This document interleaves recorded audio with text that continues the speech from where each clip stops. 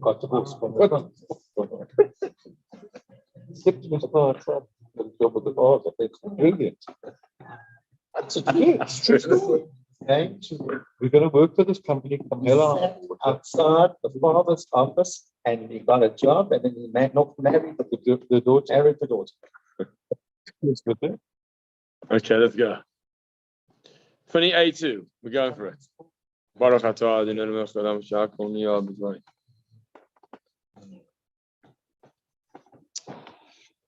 A new topic, but still related to Makkos. 28-2. Or 28, yeah. The bottom Mishnah, or middle of 28. Hakoreach korcha b'roshai. Somebody makes a bald spot on his head in mourning for a dead person, for a dead relative. Now, why is this prohibited? Because the pagans used to do this. And because the pagans would do it, therefore we're not allowed to do it. We don't shave our heads as a sign, or create a bald spot as a sign of mourning for a dead person. Similarly, hamakif pa'as roshoi, one who rounds the corners of their heads. Okay, also mentioned specifically. We're going to discuss that more detail, but it means shaving across the sides of one's head. This is very Oh, for payers. It's actually got to do with the style of shaven heads. Shaven heads, which is a style when people start losing hair, they want to shave their heads so that you don't notice how much hair has been lost. It's problematic, according to Torah, because the pagans would shave their heads around, and we therefore can't. First of all, there's two issues. Number one is payas. They may be related, the two issues. Number one is payas, leaving sideburns. So clean shaving of the cross is the problem. Number two, the pagans would shave all around, and we can't shave all around.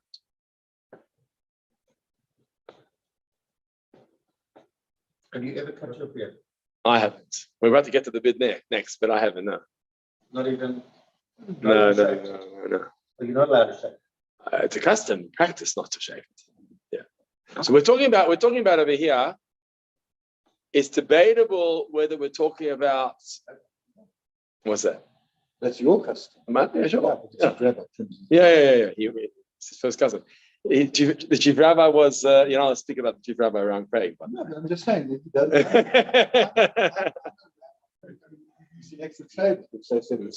Yeah. So the truth is that the chief rabbi was also clean shaven before he started his service in the chief rabbinate, and the beard came afterwards. But that being so, we got to clarify this point, because one is look at the next line. The next line says hamashchit pa'atzkano. Now look at the terminology. Mashchit means to destroy the corner of one's beard, which means the razor. Okay, that's why a shaver with the right level clippers, which doesn't destroy the root of the beard, is permitted. Now it's number two. I don't know the numbers correctly, but I know if you go online, it doesn't. You can search this. You can search this. The face. No, I'm doing my face raise. I'm doing my face. Which one? The hair raisers. No, but 1 second. So there's two issues here. The head is different to the beard. The beard you can shave off, according to Torah. Or it's debatable, but generally most people believe and hold that you can shave off the beard as long as you're using the right level clippers. Yes. The hair you can't shave off entirely. No, God said so. No, but hang on. Are you not allowed to have a close shave? That's right, close shave. The razor with the blade is prohibited. The razor with the blade is prohibited. And even the razor with the blade is prohibited, and even the shaver, you're supposed to. I think there's a website. I once helped somebody who was becoming more religious, and he wanted to do this correctly. And there's a website that deals with shavers and different types and brands of shavers, and assists in finding the right level of razor. Now, I'm not familiar My father offered me a shaver when I was turning bar mitzvah. And he said to me, "Do you want me to buy you a shaver in honor of your bar mitzvah?" My father shaved and now he trims his beard, so it was okay. And I'm not sure if he was testing me or he was being serious when he offered me a shaver for my bar mitzvah, and I declined it. He said, "Are you sure?" I said, "Yeah." Anyway, it came to I'm the eldest. It came to my youngest brother. I've told you, you've met him before. He's the Tilumi. So he offered him a shaver. He says, "Yes, Dad, I want a shaver." So interesting. So with him, I don't know what the answer about the shaver was, but he wore a hat for his bar mitzvah, and because that's what the older brothers did, they wore a hat for their bar mitzvah, and he also wore a hat for his bar mitzvah. About a week after this bar mitzvah, he told my dad, "This is not for me. I'm not wearing a black hat." And suddenly my father went through a process of getting used to this. Like, what? You're not wearing a black hat? Like, we all wear Shabbos. He hasn't wear it in the week. He was on Shabbos a black hat. You're not wearing a black hat. And the truth is, like, my mother looked at him and says, "Are you surprised?" I mean, this is like, he's been growing up in Israel. He's part of the Dati Leumi community. That's his youth movement. Are you surprised that he's telling you he doesn't want to wear a black hat after his bar mitzvah? So the truth is, we love him dearly, and he's an amazing kid, very frum, very religious. And that was his style, and that was his choice. And my youngest, yeah. He came here. So, and anyway, but the point is, I don't know what the reaction of the shaver was. I know it took some time when he said, "I'm not going to wear a hat anymore." It took time to, not for me. I wasn't really there, so I didn't react to it. But my dad was like a bit shocked until you realize it's good, it's okay. Diversity is also right, you know. Anyway, the point is that how do I go into that? Oh, shaving. So that's the difference between the head and the beard. We can't compare the two prohibitions. The head can't be shaved off at all because first of all, the pagans would do so. And second of all, payas, we have to grow as sideburns. The beard, on the other hand, can be shaved off as long as you're not doing this word, mashchit. You're not destroying the beard. That's the difference. And you can see that from the terminology. Mashchit pa'at zgano. If he destroys a corner of his beard. If you look at footnote 17,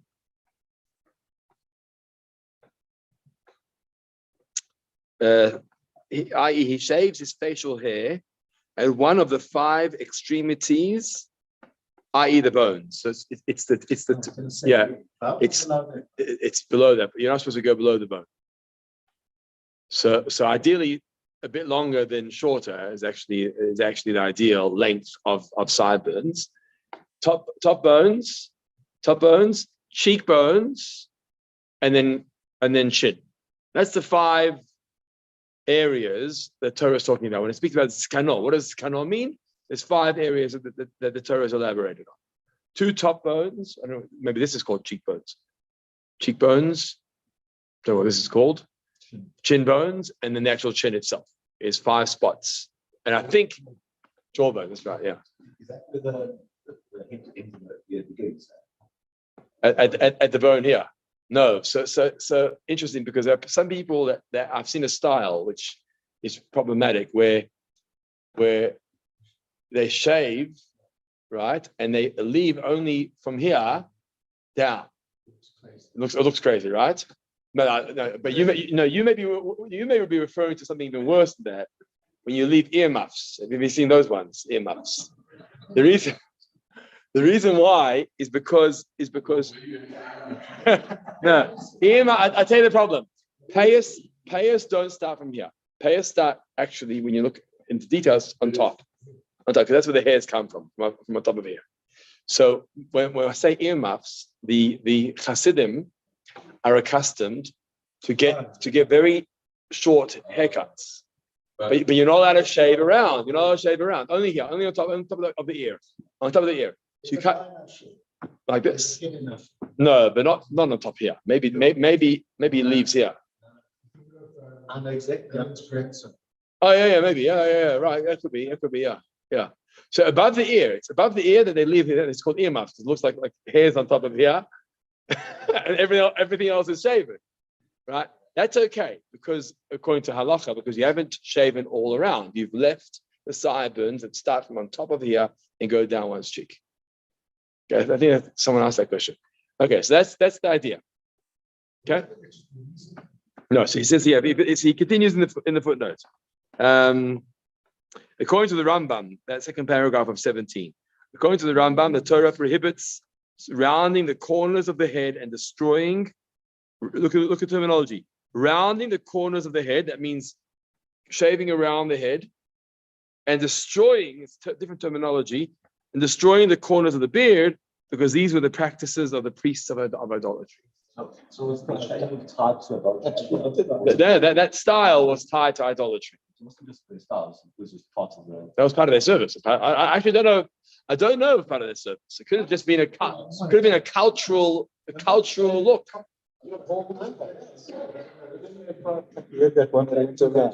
Say again, Noah? Yeah.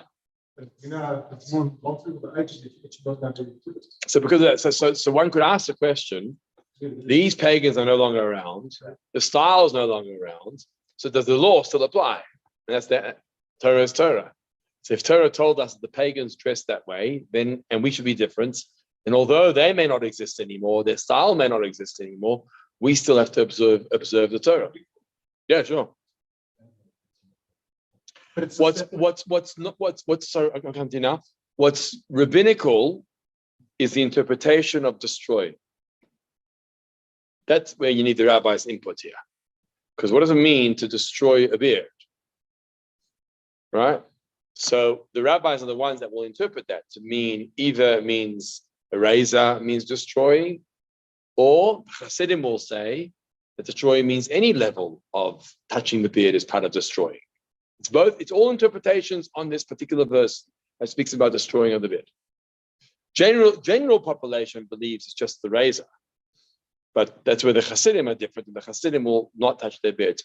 Those who trim their beards, by the way, it's got to do with the same concept, trimming of a beard. You mentioned the chief rabbi. So trimming of a beard has to do with the same idea, is some wear it because it looks more rabbinic and it gives gravitas in the world of trimming. Yeah, no, in comparison to shaving. In the rabbinic world, a trim beard was like a sign of a Torah teacher. I don't understand what it does, but it gives some level of external gravitas. Whereas, so in many yeshivas around the world, I mean Litvish yeshivas, because in the Hasidim nobody touched their beard. In the Litvish yeshivas, the Bachrim went around clean shaven, and were actually told to shave because it was a sign of dignity and cleanliness of a Torah scholar, and also they didn't want people walking around with stubble. It's inappropriate for the yeshivas, and the Rabbanim would grow their beards and trim their beards as a sign of status. Yeah, it is. Once you join a certain category, then the beard added gravitas. Not everybody. There are many Rabbanim. Rabbi Goldfein didn't have a beard. He was particular. But in many cases, I didn't learn by Rabbi Goldfein, but I've heard a lot. Is that in many cases he wanted to keep a standard that would be common to all the people. And in fact, I heard recently from his grandson who davens with us that in laning of Kriyas Torah, there is a stringency about standing during laning. He dafka sat because he wanted to show his community that it's okay if they sit during laning. Interesting. I think the same gravity we're speaking about. Aldate's wedding. And the question was, will be 16 or 17 those mixing? Also, same story. To say that it's okay. Interesting. Yeah, that was his shitta. He wanted to show people that what they're doing is as long as it didn't transgress. You know, he didn't want to practice stringencies that his community couldn't keep to. It's interesting. Generalized commandment to not follow the pagan ways, but that's like a generalized commandment. But what we're talking about here is like a specific, very specific. It's a specific Torah law about the beard. Yeah. So even if because once we've got the law, we're coming up with reasons to justify it. But you still need to keep that law, obviously, whether we understand the reason. But some of the things, you don't do because it's just a generalized command, not to be like the non-Jews. Right. Then you can argue more whether it's that's true. That's true. The non-Jews of the past. I'll give you an example of that. Of Hilton's point is attending stadiums. One of the ways the rabbis interpreted not following the ways of the pagans was don't go to theaters or stadiums, because that's what the pagans used to do. They used to go visit large stadiums as part of their ceremonies and celebrations. And therefore, visiting a stadium was how the rabbis interpreted idol worship. Now, to say that applies today is debatable. When someone's going to a sports game, to say that you're following the pagan ways of a sports of being in a stadium for a sports game is debatable whether that was actually referred to by the Torah as not following in the pagan ways. And the pagans was with the idol worship that was there. And they actually worship their idols as well. The soccer players. So that's why it's debatable. That's why it's debatable. Is do you call that the pagan ways or the ways of the non-Jews, and then the Jew gets caught up by the environment or the atmosphere of a non-Jewish environment, and that's a debate. So that's different when you uplift the stadium. In fact, I just saw a post now. Which musician just performed now in Madison Square Garden? Elon, was it? How do you pronounce his name? Elon. No, that's on Twitter. You see it? But did you see what Twitter put under it? About the Siyum Shas. Yes. Did you see that? So I'll find it now. Yeah. Look, yeah. So Elon, give me a sec. Here he is. Sorry, Ed Sheeran. Yeah. Okay. He breaks. This is Twitter.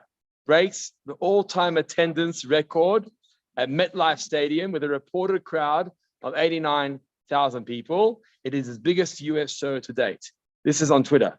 Under it, it says, Twitter put in, the all-time attending record for MetLife Stadium of 93,000 people was set by the 12th Siyum Shas on August 2012.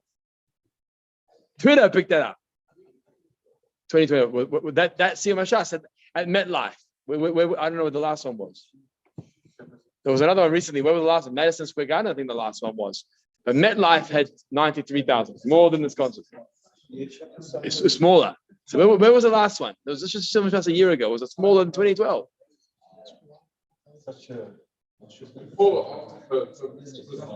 It sounds like, anyway, I don't know the answer. Interesting. Okay. So Hilton's point is right. Certain things that are written clearly like this, you can't argue because the Torah said, and even though the reason may have fallen away, the mitzvah still stays. But when there's rabbinic interpretation, then I guess there's more to debate as to whether it's relevant and applicable. Like a stadium example, is that relevant till today as being the pagan way or not? Okay, so next, let's go on. Top of 28.3. V'asoret srita achas alames. To cut a single cut again over the dead body, or because of the dead body. That means the living person makes a single cut in his flesh because of the deceased.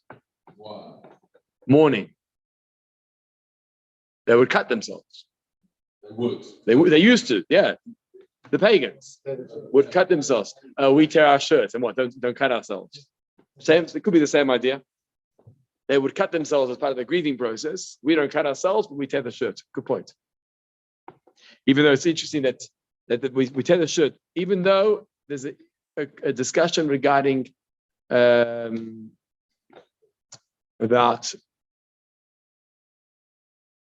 I'm just trying to think of the Hebrew terminology, but it's escaped me.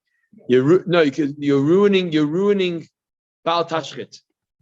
You're ruining a usable item, which you can't do. You can't destroy things that are still usable, which is where the Yiddish bobbers would keep everything and hoard everything and never throw out anything, and always try and find some Yiddiler who needs their old glasses and cups and plates, because God forbid to throw something away, because you're not allowed to throw something away.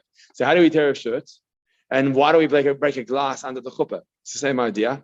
Tearing a shirt completely different reasons. Tearing a shirt for Avelis and breaking a glass or a plate at a celebration, the same reason, is because it actually has a purpose. The purpose is to arouse emotion. To arouse emotion.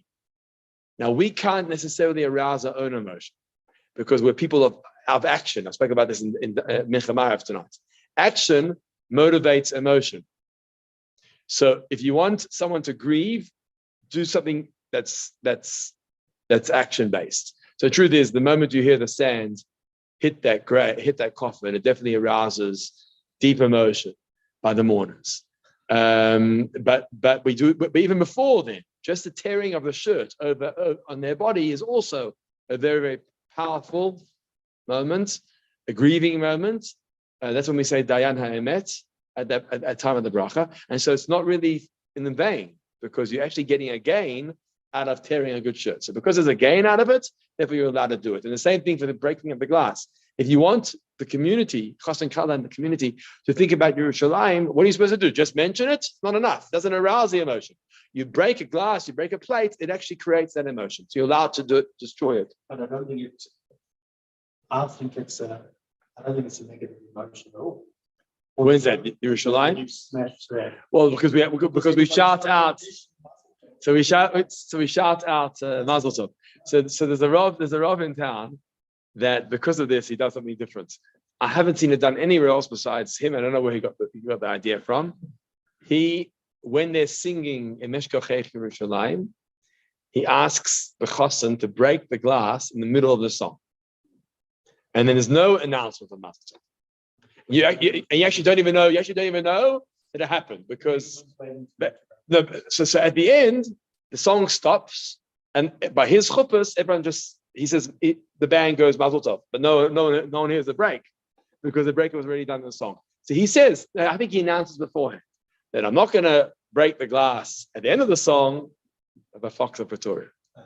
He has it. I don't know if he's seen it anywhere or he told me he feels it's contradictory. How can we announce a Mazel Tov on the breaking of the glass?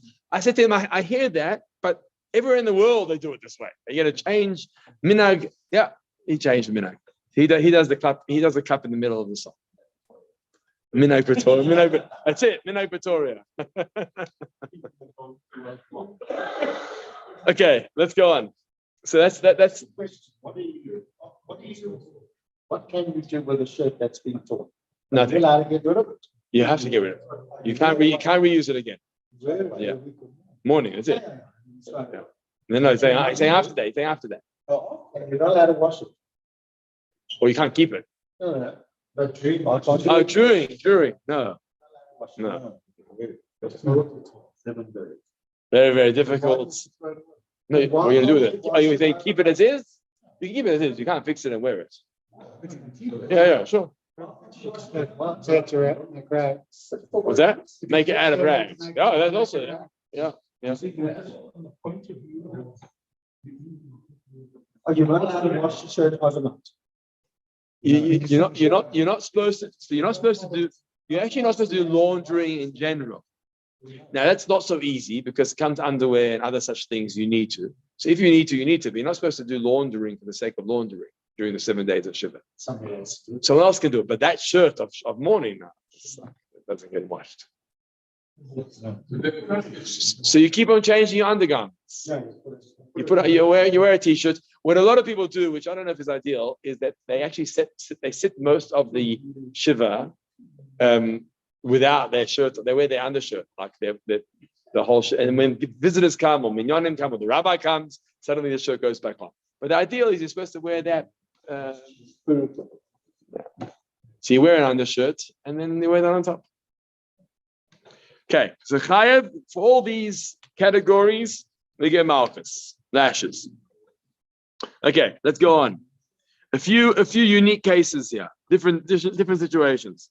Sorat shrito achas al chamisha mesim. He cut one cut, but over 5 dead people, meaning he's mourning 5 people. Or chamesh shritos al meis echad, or 5 cuts over 1 person. 5 times. Chayav akol achas v'achas he'll be obligated or he'll be guilty of Malkus for every single person.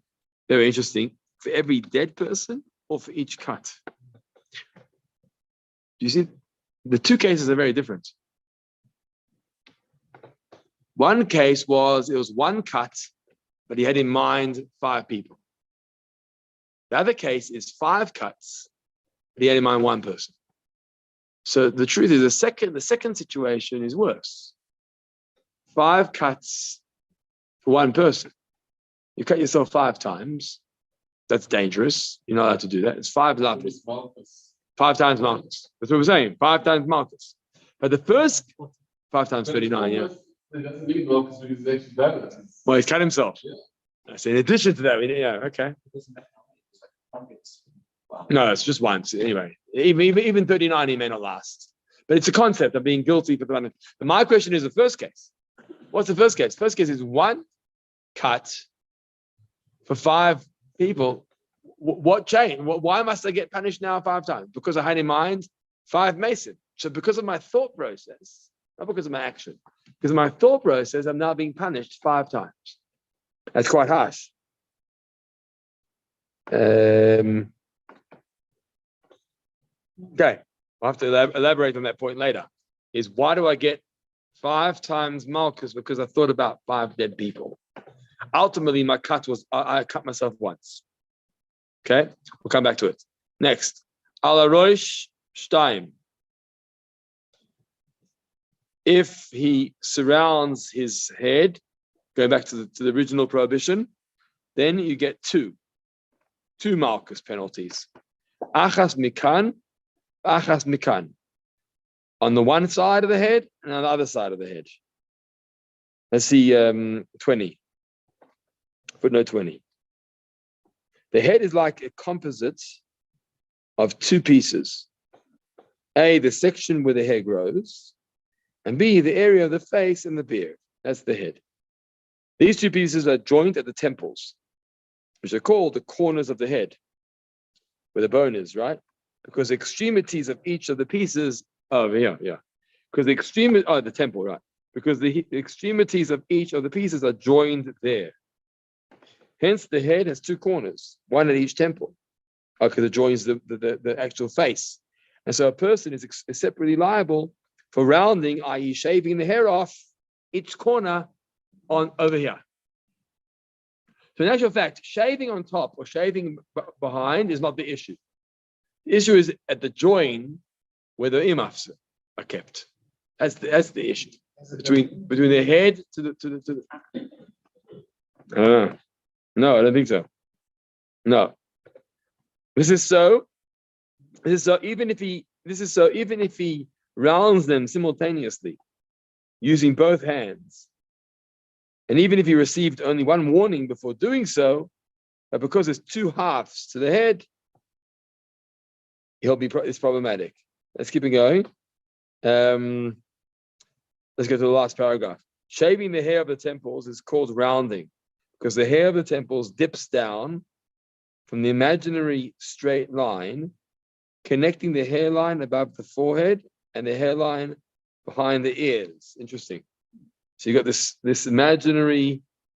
So if you cut it off, you end up rounding off the hairline from the forehead to the back of the head. That's the problem over here. That's what the monks used to do. Interesting. So I would even say, the monks is modern day. Go back even further than that. So you're saying, so what's actually happening, if the monks did that, what?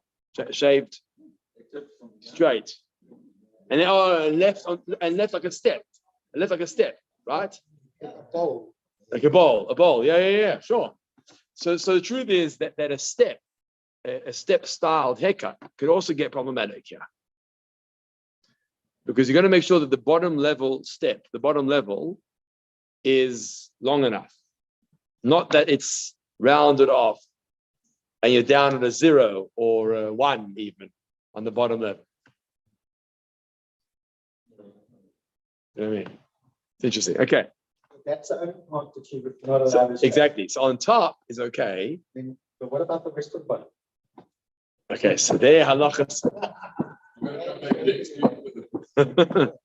Their halacha speaks about something different. And again, whether modern day things have changed or not, I'm not so up to date. From what I understand, halacha says that shaving the rest of the body is the ways of women. And therefore men cannot practice the ways of the women. Now, the truth is the same discussion, and that's what I'm saying, one needs to research modern day contemporary halacha. The same discussion can be had about jewelry. Right. Now, in today's times, there are many Jews that are wearing rings or necklaces, and many Rabbanim also wear rings because they believe, wedding bands, because they believe that it's a men's garment rather than a women's garment.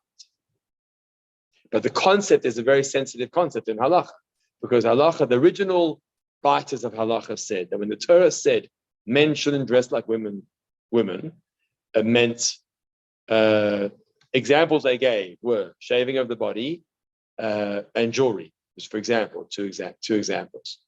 So if one wants to argue that a piece of jewelry is a man's type of garment, which there are those who do say so, fine. So the question is whether one can argue that shaving of a body is now a man's act, not just a woman's act. I would say it has become very manly to shave bodies, but again, I don't know if there's any halachic ruling that allows it. One will need to, if one has a need to or a temptation to, it's worthwhile consulting halacha first. Yeah, they do. Yeah. So that's a shayla one needs to ask. Is that considered ma'aser noshim? Is that considered the ways of women?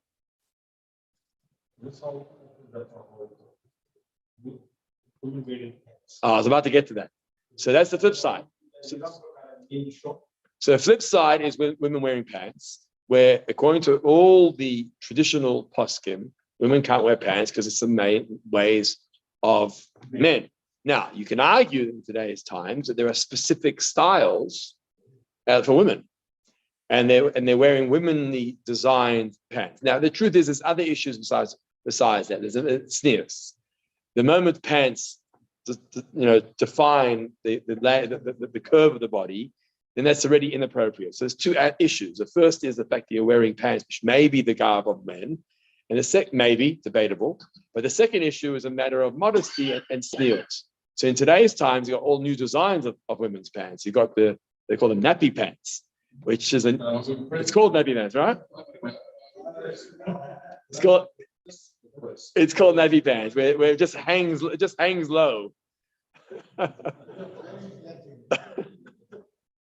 just hangs low, and supposedly it's not against sneot because it's not showing the curves of the body. It looks ridiculous. Yeah. Okay. Good. Right. Okay.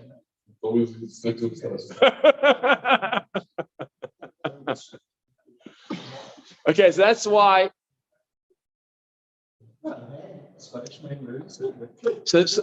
Okay. Good. So these are modern day stories where the world is changing. The world is changing, and therefore, but that being said, when I say the world's changing, it's not changing necessarily with halachic guidance. It's changing because fashions and fads are changed. But I've never seen a picture of Moses in a pair of pants. Moses in a pair of pants. He's saying he wore. He wore a long dress. That's right. That's right. Okay, let's go on. So we spoke about the two sides of so you mentioned the monks. You mentioned the monks. The monks, we're talking about even longer before the monks. I mean, we're talking about Torah times. The pagans of the world would shave across their head. Okay, Allah Zakon, if a person destroys the corners of the beard, so here we're saying it's going to be 5 times Malchus. He says it here in footnote 22. He says the Mishnah does not state the total number of possible penalties for even one warning, right? It's not just one warning, as it did in the previous ruling on rounding the corners of the head, because it is impossible to destroy all 5 corners of the beard simultaneously. So you could do the head in one shot and get 2 times lashes, but you can't do your beard in one shot, and therefore it wasn't necessary to even address it.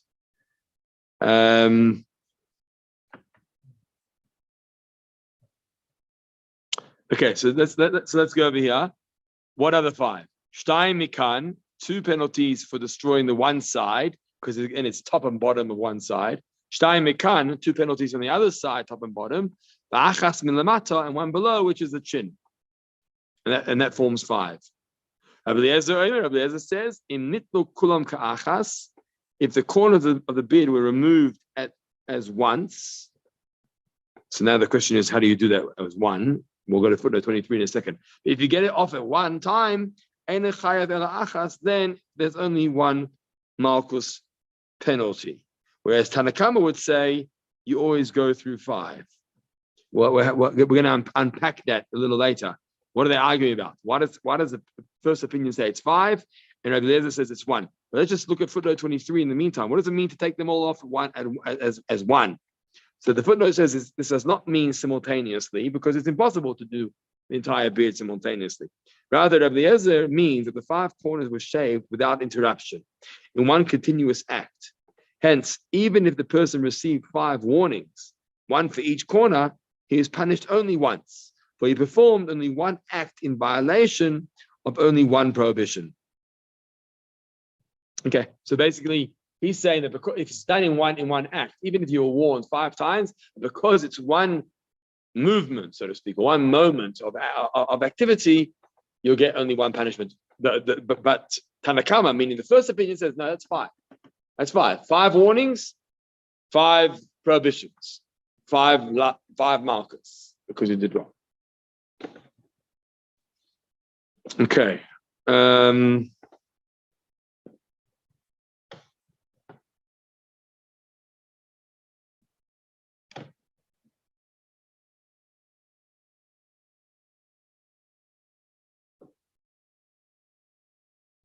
I wonder if, I was thinking now, there was this rabbinic look, but others also had it, of the goatee look, where Rabbonim would often grow their chin beards and leave sideburns and clean in between. Rabbi Kasper had it. Rabbi Aloy also? Rabbi Tanza had hair, that's right. Also. No. Trim, yeah. So I'm just thinking now, I never thought about this, is why would that, besides a style, and maybe it was a style, but why would they have such a designed beard? Is because you actually end up having hair on your 5 bones. Their sideburns cover their top cheekbones. And having a beard on the goatee actually meant that your jawbones and chin are covered with hair, which means that when you're shaving in between, you actually got no problem at all. That's traditional to thousand. That's what I'm saying. But I'm saying they all had their front goatee beards. I'm just thinking, like, where does it come? What's it based on? Besides the rabbinic style, I think Rabbi Soloveitchik also in YU had Rabbi Soloveitchik in YU also had a similar looking beard, and I would imagine that that's perhaps the reason is because the sideburns cover the top, the goatee covers the bottom, and then you can shave in between with no. Oh no, he's got a full beard then. Where? How did you find? Why did you put that? It's a WhatsApp group I've got on that. It's got the yortzites and it just gives like every day the yortzeit of this rabbi and that rabbi. What about your mustache? Are you allowed to shave that? So where was I reading recently that it does say we're more lenient about the mustache. Even in halacha, we're more lenient about the mustache. Because remember, it's not any of the corners. Yeah. Okay, let's go. The last paragraph. This is what we have to clarify now.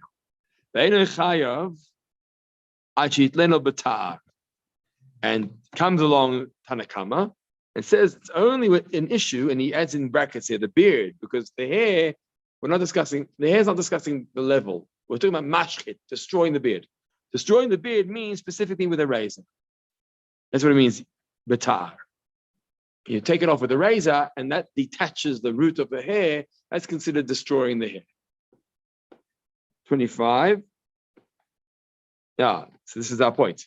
According to the Rosh and others, this qualification applies to the shaving of the beard. That's what we're qualifying this point, clarifying. However, with regard to rounding the corners of the head, i.e. cutting the payas off, one is forbidden to cut close to the skin, even with scissors. That's how we explain. That's how we've understood it and explained it till now. Rambam maintains, however, that the prohibition against cutting the payas also involves only the use of a razor. Okay, so he's more lenient. He's saying you can actually shave off the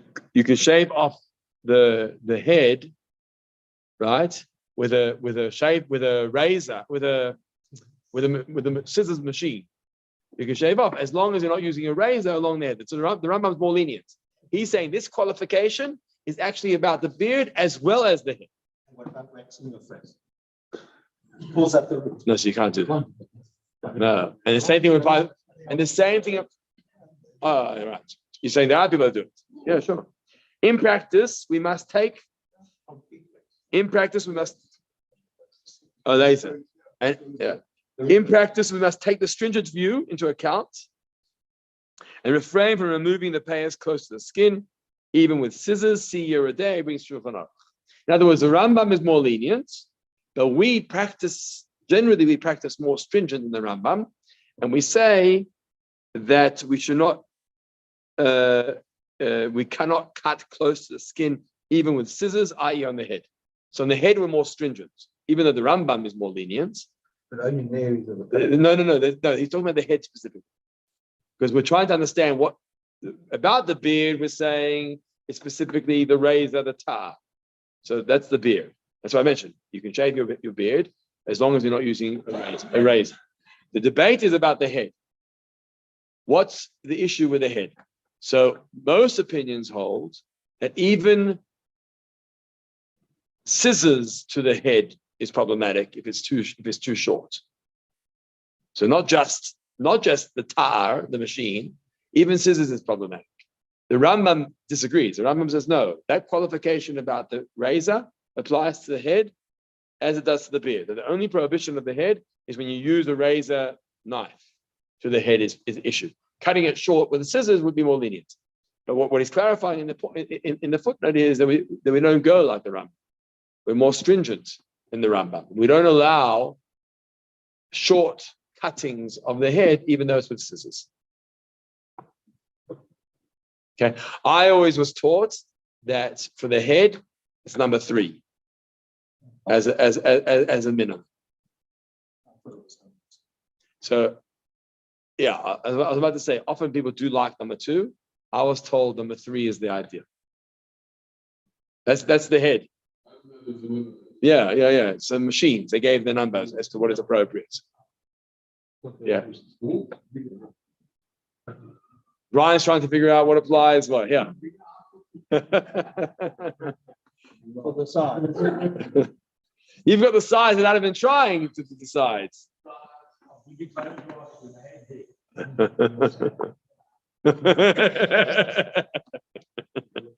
Okay. Rabbi Eliezer says, "Afilu liktoi b'malkeit oberehitni." Even if he removes it with planes. What is those planes? Rashi, the footnote, malkeit and rehitni are 2 tools used for planing, woodwork, smoothing, leveling of wood. The Rambam says types of tweezers.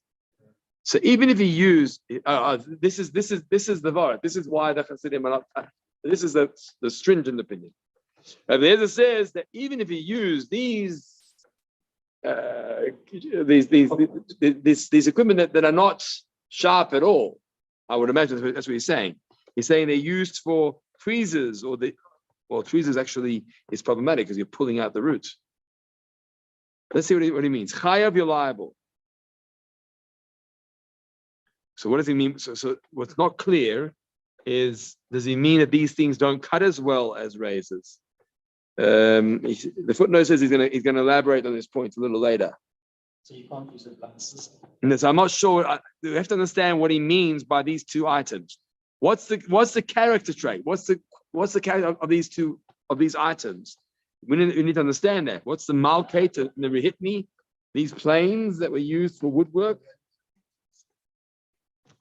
So it's not, but there's no blade. No, but it has to. But it has to be different. My point is, Rabbi Eliezer has to be saying something different to the first opinion. The first opinion says that you can't use a razor on the beard. That's the issue. The second opinion says even this item you also can't use. We have to understand what does he mean by even? What's the definition and the character trait of this item in order to understand what he means? Does he mean it's more blunt? Does he mean it's more sharp? As not designed for hair, right? So that could be the thing. So even if it's not designed for hair, and therefore you would say, what's the big deal? Because it's not a shaver or shall I say a razor. Nonetheless, even that is a problem. We have to understand. I would like to understand: is this the source of the practice of not cutting a beard at all? Is Rabbi Eliezer that source? Because Rabbi Eliezer says even a wood tool, which you would think, what's the big deal? It's not really made for hair. Even that you can't touch your beard with. Therefore comes the practice of not touching a beard at all. Okay, that could be based on that. One needs to. We'll see a bit later as we go further on into the Gemara. Anyway, so interesting. There's a very different discussion now than previously, and we'll unpack it a little bit more. And hopefully educate ourselves a little bit more about this. Okay.